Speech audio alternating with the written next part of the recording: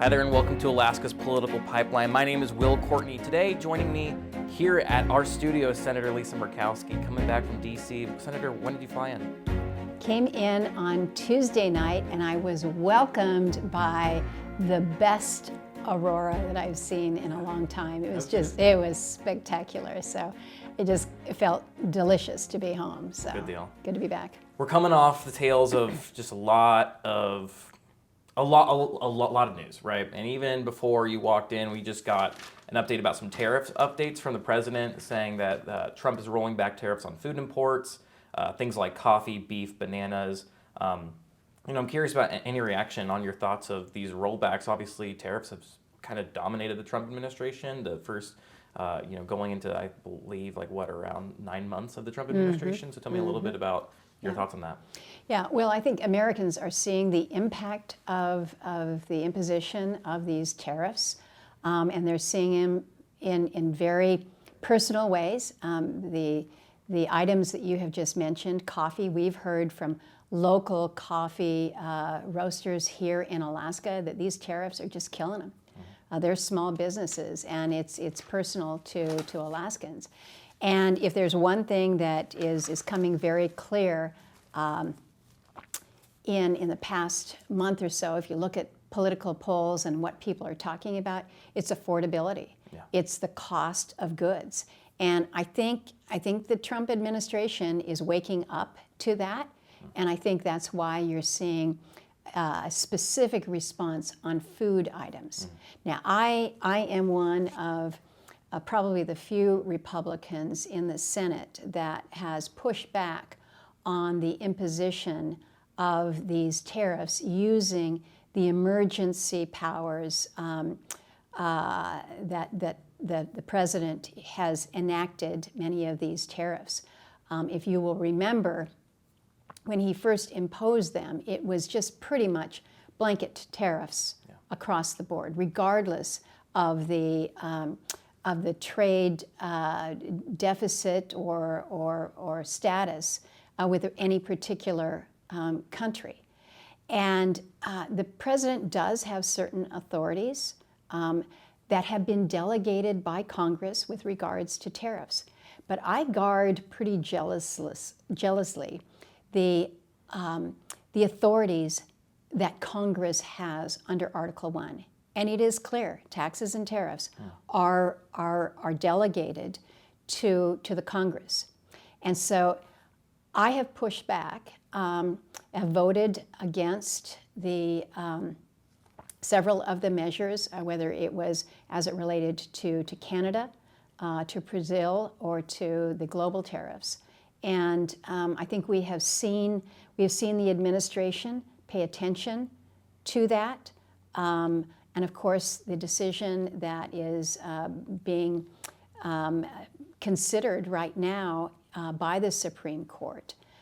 This matter went to the courts about 10 days or so ago, and if anyone's reading the tea leaves on that, it would appear that the Supreme Court justices also take a more cautious view towards whether or not these emergency authorities are appropriate insofar as how Trump has advanced them. So I think what you're seeing here is an effort to dial that back a little bit, maybe in anticipation of what the court may rule, maybe recognizing the pushback out of Congress.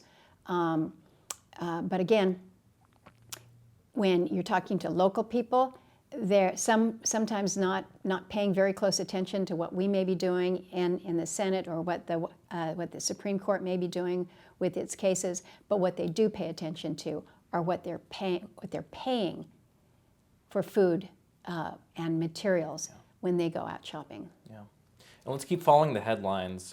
Going a little bit more into Congress now. The House is set to vote next week to release the complete files over Jeffrey Epstein. I'm curious about your thoughts on that initiative. About time. About time.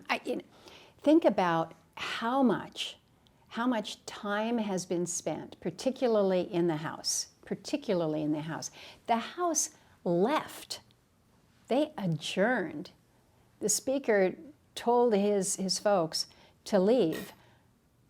Why? Well, first they had determined what they needed to do with regards to a continuing resolution, but also because the Speaker was choosing not to deal with the fallout from the Epstein records. And so I have said for months, just release the records, release the files. Now you have to redact the names of the victims. You have to protect that. But there are ways to do that and ways to do it that are consistent with victim protections. Yeah. But I just think we need to get this out, let people see it, and move forward. How do you expect it to pan out in D.C.? I mean, it sounds like you'll probably vote for it if it lands on your... Yes, I will. I will support it, whether it's the House version that I'm assuming will come across, but there's also a measure in the Senate that has been introduced, and the opportunity to support that is also one that I will welcome. Yeah. I think we just need to get this done and over with. The people deserve to know, have we been protecting or giving a level of insulation to very important people? We don't know, and we can't put this behind us until people do know. Why do you think it's taken so long? We don't have to delve into conspiracy theory, but like why this has been a really long process. Well, it was a campaign promise from the president. Yeah, and it's tough to avoid the conspiracy theories because you're like, well, okay, if there's nothing to hide, if the president says, I cut off ties with him a long time ago, saw that he was a bad actor, cut off ties, then let's get the stuff out there. I'm sure that there are many people who were caught up in that Jeffrey Epstein world who really don't want this to happen. But then they should not have been caught up in that Jeffrey Epstein world, right? Yeah. So just be done with it.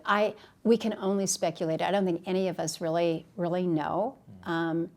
But my sense is that we need to get beyond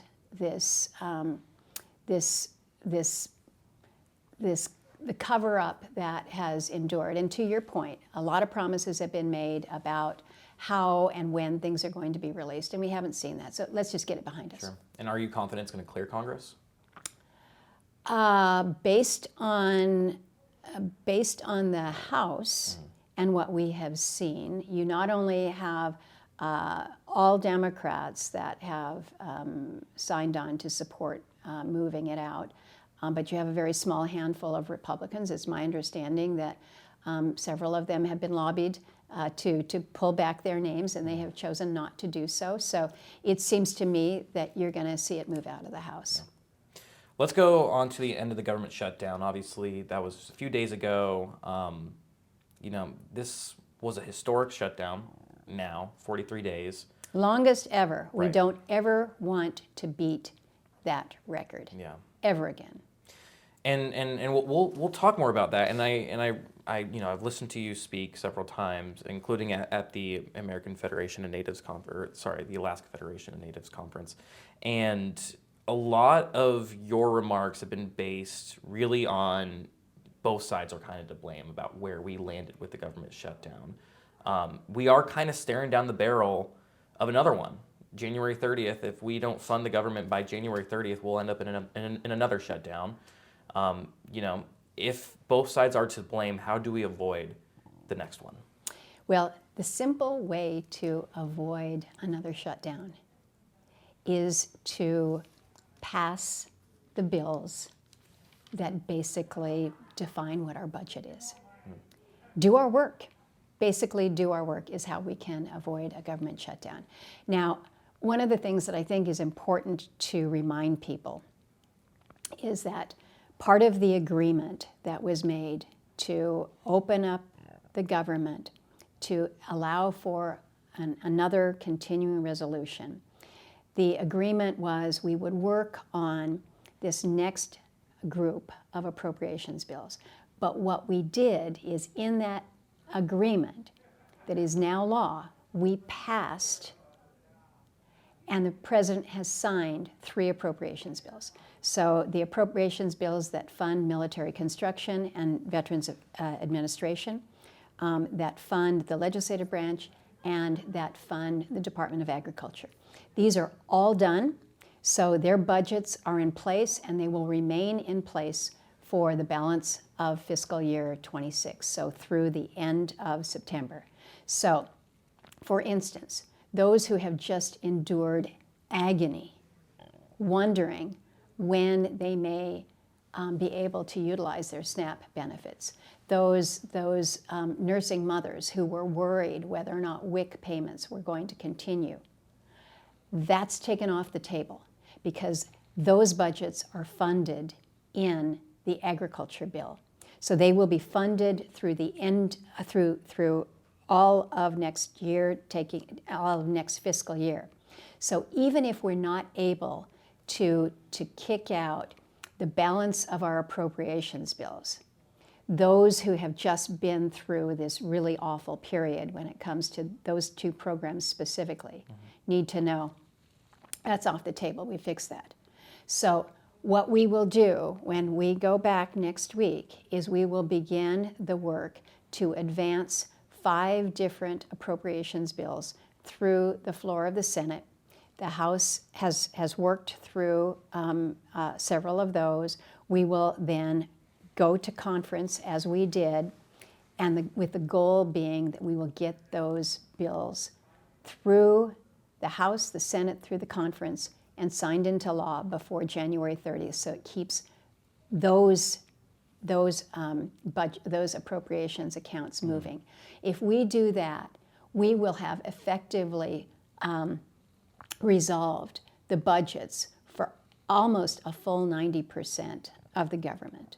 And so if we have to go into a shutdown, it would just be for a very small increment of our budget. Gotcha. So it's a little weedy, but I think it's important for people to understand because I've heard from people who have said, I'm now going to get my SNAP benefits. That's great, but I hear we could be shutting this down again in January. Yeah. It definitely won't be a shutdown for those on these very important programs. But it's a reminder to us in Congress, do our jobs, get our work done when it comes to the appropriations bills. And at the core of the government shutdown we just saw, and I asked you about this just recently, about it's this issue about the enhanced premium tax credits for the Affordable Care Act, right, and how it affects in Alaska 28,000 people, about 4% of the population. We can go through the numbers. They don't look good for a lot of people. Yep. There was one really stark one that I looked at where they're looking at, for a pair of 2 64-year-old pre-retirees looking, using the Affordable Care Act for their insurance. The cost of a silver plan without these tax credits is going to be 54% of their yearly income. I mean, that's not sustainable. Right. And that couple will say, we can't afford that. Yeah. Who can afford that? Mm-hmm. And so what will they do? They'll say, we got to drop this insurance. Yeah. And then where are they? Yeah. So tell me a little bit about your thoughts about those enhanced premium tax credits. Obviously, a contentious issue in Congress. Their future is a little uncertain right now, but there is that promise to tackle that issue before December. Right. Yes. That is also part of this agreement. The agreement did not say we're going to vote on a specific package by a specific date.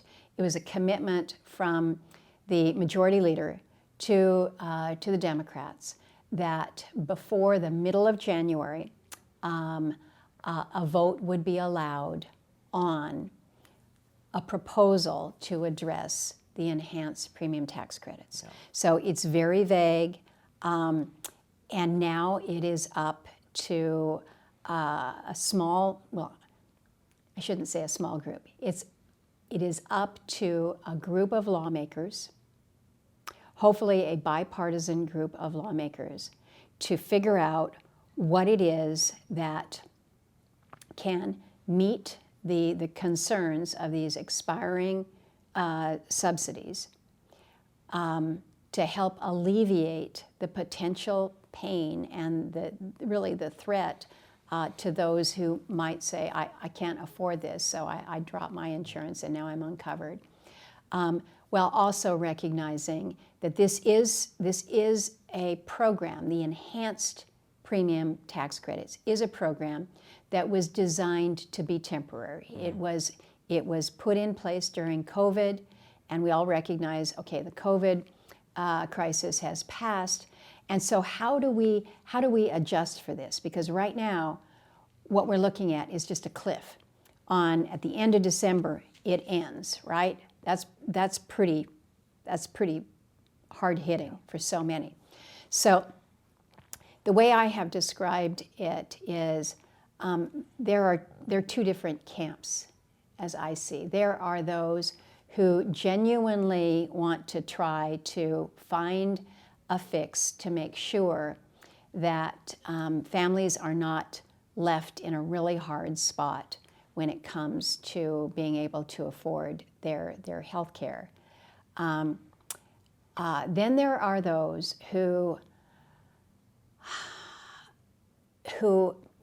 feel that the political message to be able to point fingers and say, well, if you had addressed this, Republicans, then we wouldn't have these people that are now not able to afford this. Or Republicans saying to Democrats, you know, you put in place this subsidy knowing that it was permanent. You set this clip up. We don't need to have that finger pointing. We just went through 43 days of finger pointing about who started it. Yeah. And this is not the time to be doing that. This is the time for us to be looking at how can we address this. So I put a proposal out there months ago. And my proposal included a 2-year extension of the ACA premium tax credits.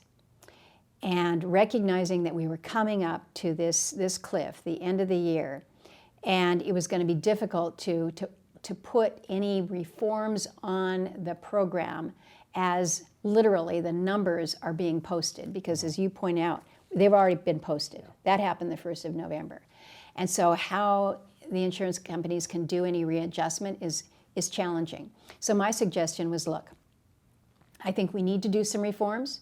I think we need to look at things like income caps. I don't think that those people who are earning really good salaries on a consistent basis need to have these subsidies. I just don't believe that that is necessary. I think most people would agree with me. But there are those that this is really key to their affordability. And so let's look at some of these reforms and incorporate those in year 2. So that suggestion has been out there. There's been a 1-year proposal that was floated that didn't go anywhere. Now there is a 3-year proposal that is being floated. There are different reforms that are being suggested. Is it possible, or would it be recommended that we have a minimum premium qualification so that we make sure that people are actually paying attention to their health care? One of the things that my colleague, who's the chairman of the Help Committee, is advancing, and the president has kind of leaned in on, is the idea of, rather than having the subsidies go to the insurance companies, allow for them to be attached to an individual's health savings account. And this is Senator Cassidy? This is Senator Bill Cassidy out of Louisiana. And many of us have a health savings account. My husband and I do. It's really helpful because it kind of allows us the flexibility to say, this is the year to do more significant dental work or some other procedures that you would basically save for and be able to address that way. And so there's a lot of flexibility with the idea that Senator Cassidy is exploring. The thing that I like about that is that colleagues on the other side of the aisle are also weighing in with some different iterations of this. So there's good constructive conversations, I think, that are going on. I'm certainly part of them. We're going to have to gear up because we don't have a lot of time, but we also want to make sure that we're doing right by the country. This is an expensive undertaking. When you're talking about the government subsidies, it is expensive, and so we have a responsibility to look at the programs, not only the cost, but is it free from waste, fraud, and abuse? And if not, we've got a responsibility to attend to that. Can it be made more efficient? Yes. Can we make sure that the consumer, the individual, and their family get more benefit and the insurance companies get less benefit? Sign me up for that. Yeah. Do you expect it to be taken on before January? I believe that there will be a really good faith effort to address this December. Okay. And I think there's good motivation for both sides because, again, people are, when we started off this conversation here talking about the impacts of tariffs on affordability to Alaskans, to Americans, and think about those things that families are paying attention to. It's not just when you go to the grocery store. It's what you're paying for your health care. It's what you're paying for your insurance. And they're just seeing that go up and up and up. Yeah. And they're not seeing their wages keep pace with that. And so they're demanding. They want to know why. So this is another, with the ACA premium tax credits, keep in mind, we're talking about insurance and the cost of insurance. We have got to do more as a country when it comes to reducing the cost of health care itself. Because if the cost of health care goes down, then the cost to insure the individual will also be reduced. And we just haven't given the focus that we need to reducing the overall cost of care. And that's not something that we're going to be able to resolve in a month period. Going back to government shutdown impacts, right? We covered a lot of ground. SNAP, things like EAS are also important. Yes. Just to be clear, for EAS, is that something it will be funded after November 18th? I know that's the deadline we were looking at. Yes. That's the expectation? Yes. Okay. So essential air service is exactly as described. It is essential to us. I was at the Association for Alaska School Boards today. I was meeting with youth leaders from all over the state yesterday, and I said, if essential air service was not available to us here in Alaska, many of you in this room would not have been able to fly here to Anchorage for this conference, because those small carriers particularly, they rely on this in a significant way. So yes, even during the shutdown, we knew that EAS was going to be funded through mid-November, but now with the agreement and the government funded through January, that is safe. Now, if January 30th comes and goes and we have not addressed this, then again, there's some vulnerability there. And I think there's a question that we're working to try and answer now is, when are things going to feel like normal again? Yeah. And I spoke yesterday with the CEO of the Food Bank of Alaska, Kara Durr, and she told me that what she's seeing in the food lines is, that question being asked, and the real potential of, is there going to be this chilling effect from the government shutdown about, the delayed paychecks and the uncertainty towards SNAP benefits. So I guess my question for you is, how long is it going to take for Alaskans to feel normal again? And how do we describe what normal is? When we think about the pressures that that places like Food Bank of Alaska have been under, not just because of the government shutdown and the loss of SNAP benefits. There's so many who were not receiving income, who were furloughed. But you also think about those who have been riffed over the course of the year and perhaps are are unemployed or underemployed right now who are relying on our food banks. Then we think about the disaster that has just happened in Southwest Alaska, and how the generosity of people was incredible, continues to be incredible, not only with food donations, but donations of clothing and so much. And we're going into the holidays, right?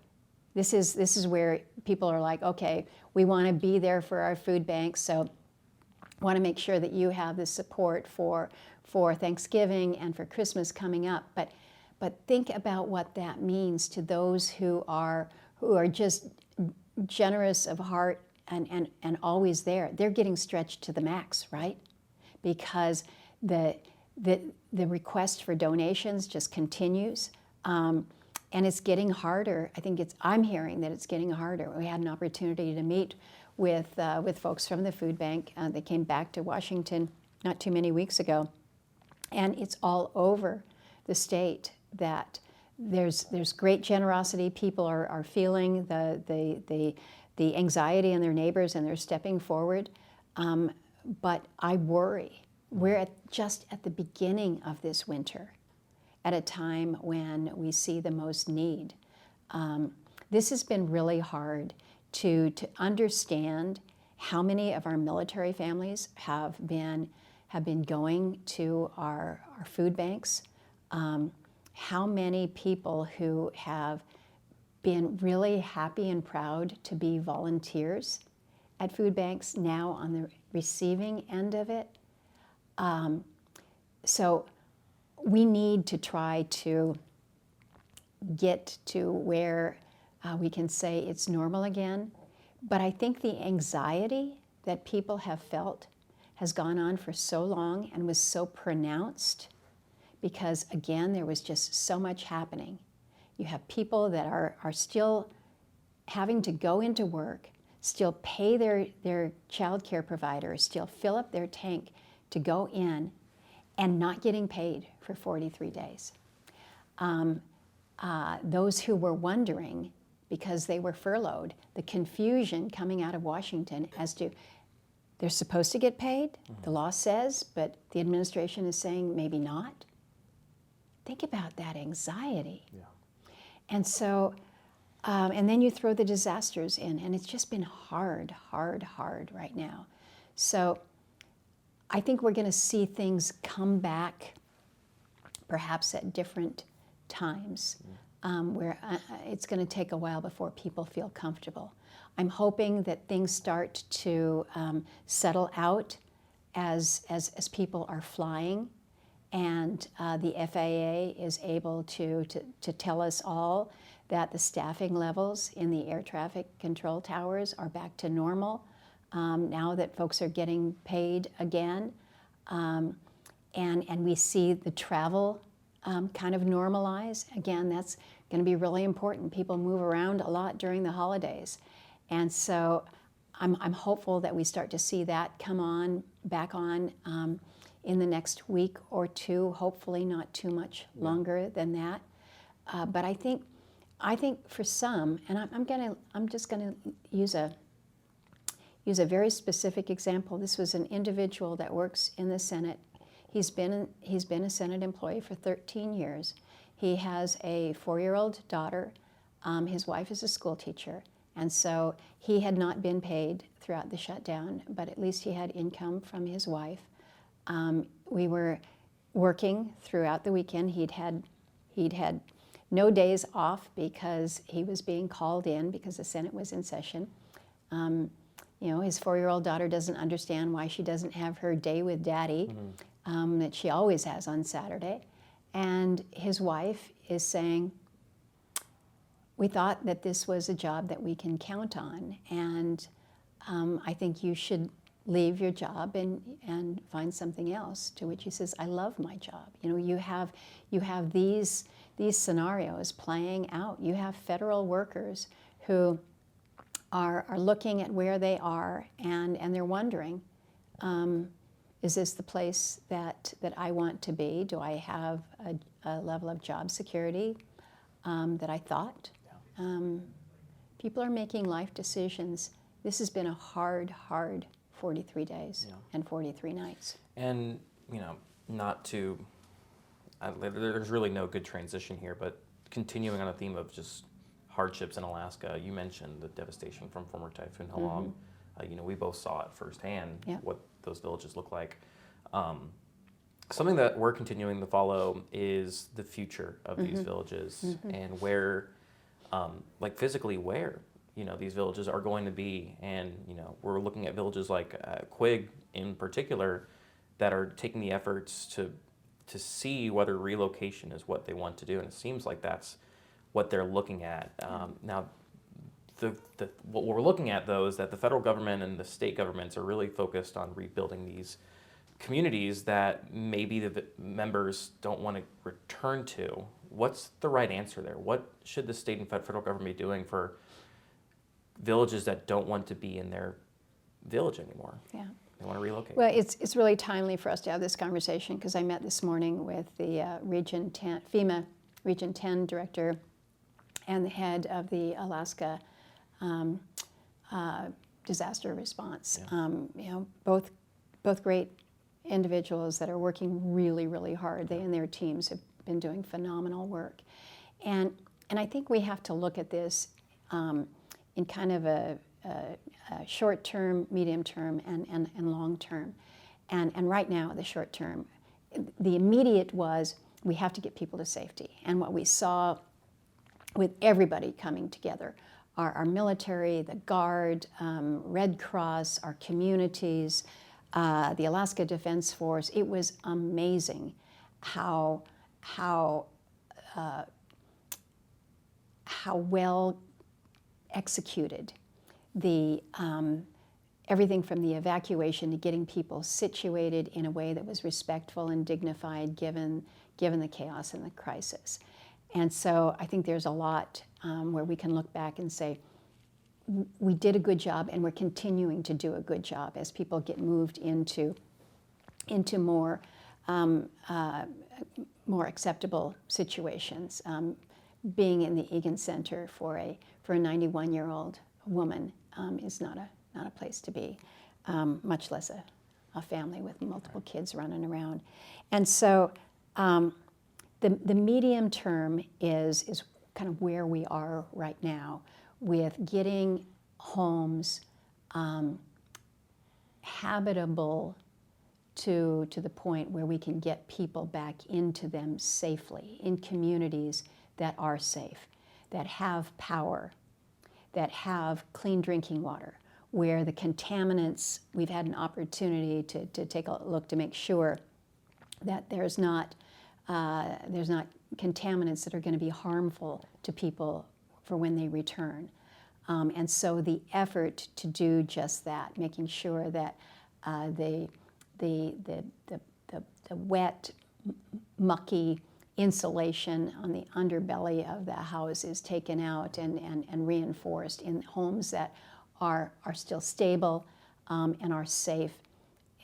Those types of efforts going on, and then for those who can return to their homes to allow them to do so. And so I think that effort is good and important and underway. And then you have communities like Kipnuk and Quig particularly, where people are being told, you will not be going back to your community this winter. And it's not yet certain, right, how long it may be. And so what I shared at AFN was it is going to be so important for these communities to weigh in to help shape and determine their future.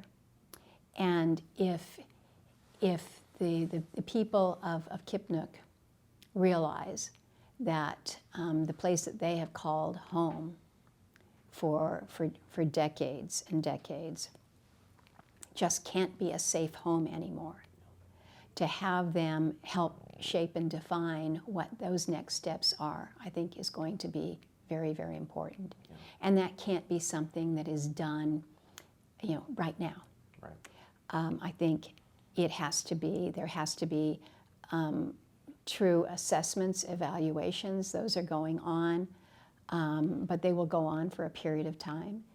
And then if it is a situation where the communities say we have to relocate, we have to look at it honestly and assess what that means. When I was out in Kipnuk, as I've shared, you fly into that area and you were there. Mm-hmm. There is no high ground.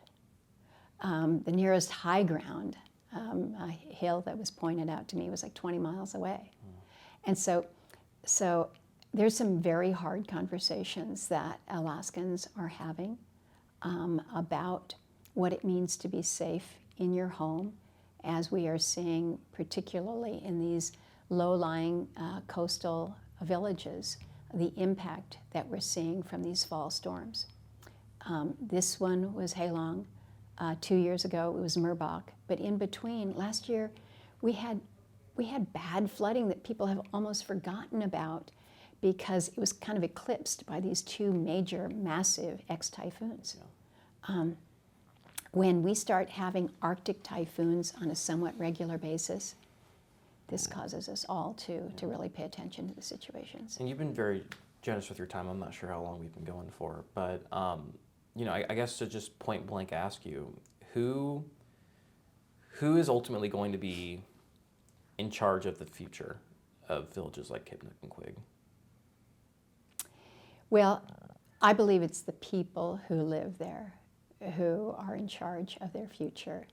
But I also recognize that you cannot do much of what they need as a community without the participation of the state and of the federal government. And so we've got to be partners in this. We've got to be collaborators in this.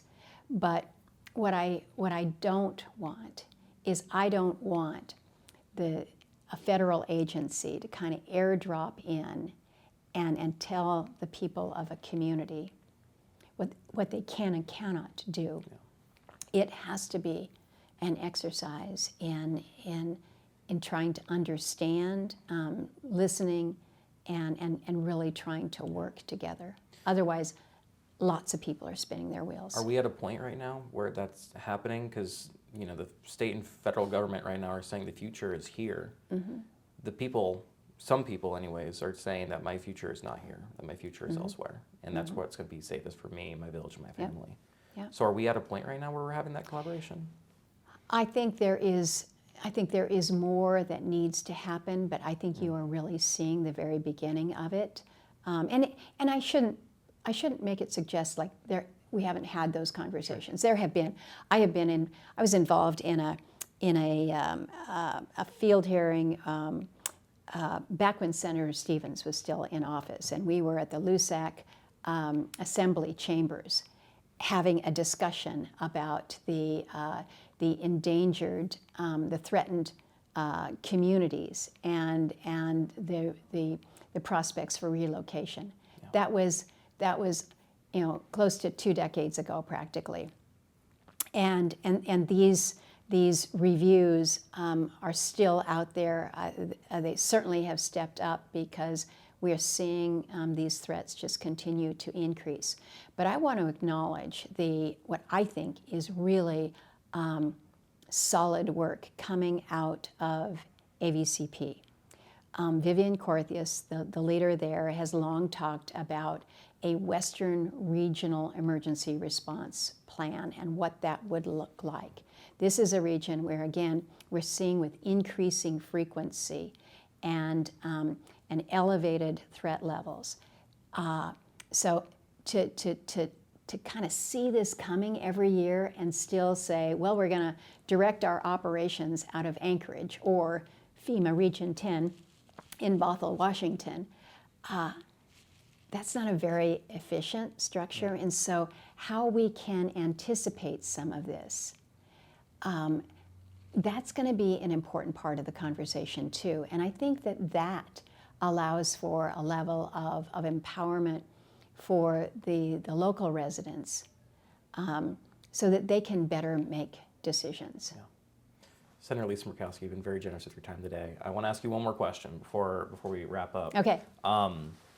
You've kept your political future open. We had a press conference earlier this summer where someone asked you point blank if we expect to see your name running for governor. You said a flippant, not so sure.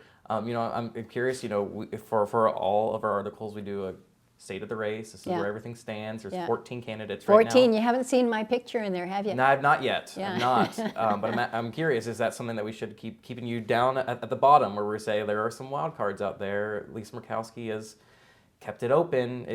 Are you still keeping that bid open?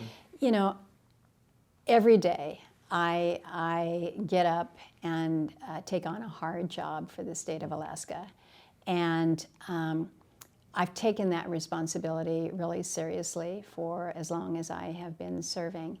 And I want to make sure that I am in the place where I can be the best use to the most Alaskans. And boy, I will tell you, in these past months, it has really felt like my purpose and voice in Washington is particularly important right now. I feel like it's important for Alaska's voices to be heard when we're talking about whether it's resource development, whether it's responding to something like a typhoon, whether it's being that person who's trying to get people to come together to end a government shutdown or to get SNAP benefits going, or to preserve the institution of the Senate and our Article 1 responsibilities, everything from tariffs to war powers. I think it's important that that voice be heard. And so I've been focusing pretty keenly on the responsibility that Alaskans have entrusted of me in my position in the Senate. So I'm neither going to confirm nor deny suspicions about where I may go, but I just recognize that the work that I'm doing in Washington right now is pretty important for Alaskans, and I'm going to keep trying to do the best job that I can every day. Sounds like we shouldn't plan a Murkowski on our ballot. Is that accurate? You're pressing me, Will. Yes, I am. You know what? One of the beautiful things about being in elected office is you get to choose your time about when you make significant announcements. And I'm not making a significant announcement today. That's all right. Yeah. Senator, thank you so much for your Thanks, time Will. today, ma'am. Appreciate it. Thank you for listening to Alaska's Political Pipeline. If you like what you listened to today, consider rating the podcast and giving us a follow. We'll be back on your feeds next Monday, but in the meantime, please, take care.